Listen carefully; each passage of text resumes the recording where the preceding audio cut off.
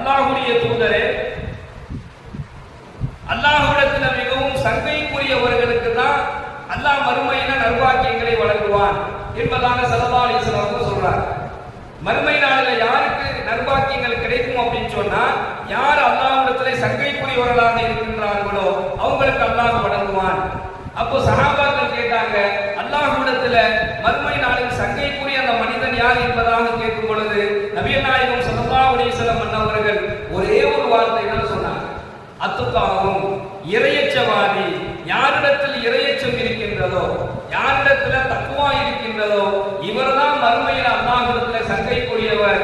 எனவே மறுமை நாளையில அல்லாஹ்விடத்துல நற்பாக்கியங்கள் பெறக்கூடிய அந்த நபர் யார் அப்படின்னு சொன்னா அத்துக்காகும், யார் இறையச்சத்தோடு வாழ்ந்தார்களோ அவர்களுக்கு என்ன செய்வான், அல்லாஹ் மறுமையில நற்பாக்கியங்களை வழங்குவான் என்பதாக நபிகள் நாயகம் ஸல்லல்லாஹு அலைஹி வஸல்லம்